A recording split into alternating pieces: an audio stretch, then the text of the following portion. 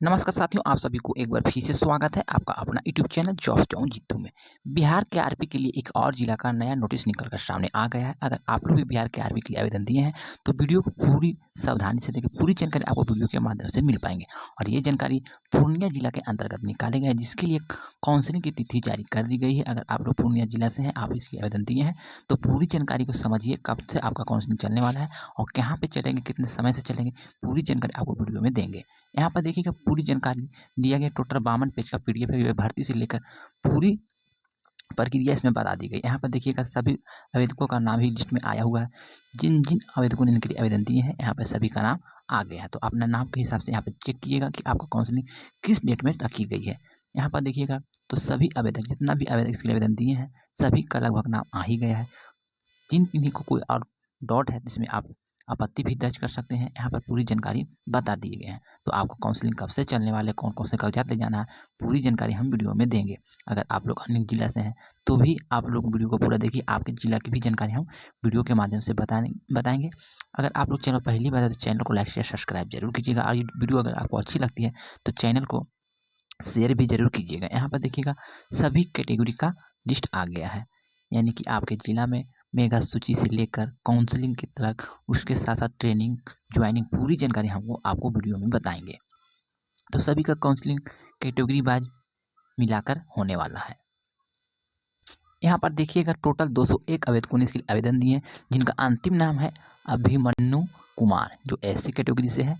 यानी कि इनके पिता का नाम है गणेश पासवान, जिसका डेट ऑफ बर्थ भी दिया गया 15/2/1997, जो बिहार के मूल निवासी। उसके ऊपर देखिएगा तो एक और आवेदक है जो लड्डू कुमार, ये भी एसी कैटेगरी से है।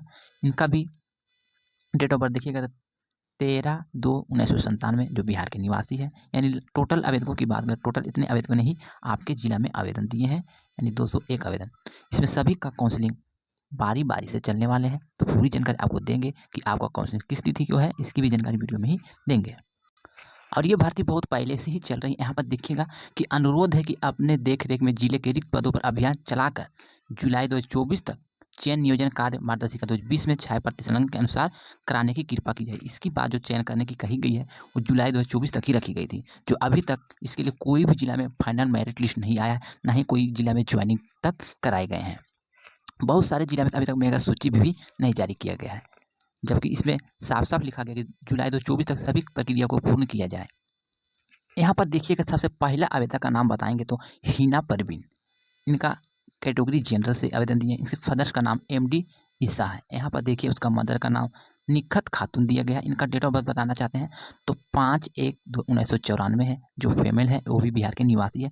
सबसे प्रथम नाम इसी का लिस्ट में आया हुआ है। यहाँ पर देखिएगा एजुकेशन से पॉइंट बता देंगे तो 70 पॉइंट बना हुआ है, जबकि इसका एक्सपीरियंस से 40 पॉइंट आया है। टोटल मिलाकर 110 पर इसका टोटल पॉइंट बनाया गया है, यानी मेगा सूची तैयार किया गया है। इन सभी का काउंसलिंग होने वाला है। लगभग सभी जिला में सेम कट ऑफ ही जा रहा है, यानी कि 90 से लेकर 110 तक ही सभी जिला में कट ऑफ देखने को मिला है। उसके नीचे देखिएगा दूसरा आवेदक का नाम देखिएगा तो यहाँ पे आशुतोष कुमार, इसका पिता का नाम हो गया परवीन कुमार झा, जो जनरल से आवेदन दिए हैं। यहाँ पर उनका माता का नाम दिया गया है, डेट ऑफ बर्थ दिया गया है। इनका भी देखिएगा तो टोटल पॉइंट 110 ही आ रहा है, जो 90 इनका है एजुकेशन से, 20% बना है, यानी 20 पॉइंट आया एक्सपीरियंस से। उसके नीचे देखिए 105, उसके बाद 100, 100, उसके नीचे देखिए 90, 90, 90, 85 तक अभी और भी सारे आवेदक का काउंसलिंग होंगे। यानी जितना भी इसमें लिस्ट में नाम आया सभी का काउंसलिंग होंगे। जिनका सभी कागजात सही रहते हैं उनका सबसे पहले चयन किए जाएंगे। जिनका मार्क्स कम भी है और अगर उनका सभी कागजात सही रहते हैं तो उनका चयन सबसे पहले होंगे। जिनका मार्क्स सबसे अधिक है, बाकी उनका कोई भी कागजात अगर फॉल्ट पाए जाते हैं या जाली पाए जाते हैं तो उनका मार्क्स सबसे कम हो जाएंगे। इस बात को आप ध्यान से समझ लीजिए। तो टेंशन नहीं लीजिए, आपका नाम लिस्ट में सबसे पीछे है तो भी आप इसमें काउंसलिंग जरूर कराइएगा, क्योंकि बहुत सारे जिला में देखे होंगे बहुत सारे का पॉइंट 140 तक गया है, जबकि काउंसलिंग कराने के बाद उनका पॉइंट देखिएगा तो 90 से भी नीचे चला गया है। इसलिए अगर आपका 90 या तो 80 है या तो 60 है तो भी आप काउंसलिंग जरूर कराइएगा। इस बात को आप ध्यान से समझिए। काउंसलिंग में सभी को जाना जरूरी है, काउंसलिंग किसी को नहीं छोड़ना है भाई लोग। यहाँ पर देखिए जिला शिक्षा पदाधिकारी पूर्णिया प्रशाखा साक्षरता, यहाँ ईमेल आईडी दिया गया है। सूचना विज्ञापन संख्या PRN नंबर इतना के तहत 23/24 के आलोक में महादलित, दलित, अल्पसंख्यक अति पिछड़ा वर्ग आंचल आचरण योजना के अंतर्गत पूर्णिया जिला के KRP यानी कि मुख्य अस्तुर व्यक्ति के पद पर चयन हेतु आवेदकों की सूची जन शिक्षा निदेशक से प्राप्त हुई है। उक्त विज्ञापन एवं निदेशक जन शिक्षा विभाग पटना का ज्ञापन से इतना दिया गया है, जो KRP के रिक्त पदों पर सूचीबद्ध अभ्यर्थी का काउंसलिंग जिला स्कूल पूर्णिया में दिनांक 21/10/24 कुछ समय 11 बजे से लेकर 4 बजे तक रखी गई है। आपको टाइम यहाँ पे पता चल गया है, यानी कि 21 से लेकर 28 तक आपके जिला में काउंसलिंग होंगे। 11 बजे से आपको उपस्थित होना है। तो अगर आप लोग पूर्णिया जिला से हैं तो आपके जिला में काउंसलिंग की तिथि जारी कर दी गई, और भी जिला में बहुत ही जल्द आपको ये काउंसलिंग की नोटिस देखने को मिलेंगे। यहाँ पर सभी अभ्यर्थी को अपने साथ शैक्षणिक अनुभव प्रमाण पत्र के साथ काउंसलिंग में स्थल पर उपस्थित होकर सुनिश्चित करेंगे, यानी कि साथ में जितना भी आप कागजात लगाएं सभी को लेकर अपने बताए गए स्थान पर उपस्थित होना सुनिश्चित करेंगे। यहाँ पर देखिएगा 21/10/2024 को जनरल यानी 1 से 55 तक जिनका नाम आया है वो इसमें भाग लेंगे। टोटल 122 अभ्यर्थी इसमें 21 तारीख को काउंसलिंग होंगे, जो जनरल, ST और BC के लिए रखा गया है। उसके बाद देखिएगा 22 तारीख की बात कर लेते हैं, तो 22/10/24 को BC 51 से लेकर 100 तक, SC 1 से लेकर 50 तक, उसके साथ EBC है तो आपको 1 से लेकर 50 तक का काउंसलिंग आपको 21/10/24 को चलने वाला टोटल 150 अभ्यर्थी का काउंसलिंग होंगे। 23 तारीख की बात कर लेते हैं, तो 23 तारीख का BC में अगर आप लोग हैं 101 से लेकर 164 तक आपका कोटि का क्रमांक संख्या है, तो उसमें आप भाग लीजिएगा। उसी के साथ अगर आप लोग AC हैं 51 से लेकर 100 तक का क्रमांक संख्या है तो आपको 23 को काउंसलिंग होने वाले हैं। अगर EBC है तो 51 से 100 के बीच काउंसलिंग चलेंगे, यानी टोटल 164 अभ्यर्थी का काउंसलिंग 23/10/24 को चलेंगे। 24 की बात कर लेते हैं, तो SC में अगर 101 से लेकर 150 का, EBC 101 से लेकर 150 का, टोटल 100 का काउंसलिंग चलेंगे 24 तारीख तक। उसके बाद 25 को देखिएगा तो टोटल 100 का काउंसलिंग होने वाले हैं, जो कि SC में अगर आप लोग हैं तो 151 क्रमांक संख्या से लेकर 201 क्रमांक संख्या के बीच जितने भी आवेदक हैं उनका काउंसलिंग 25/10/24 को चलेंगे। अगर आप लोग EBC हैं तो आपका 151 से लेकर 200 के बीच का काउंसलिंग 25/10/24 को चलेंगे।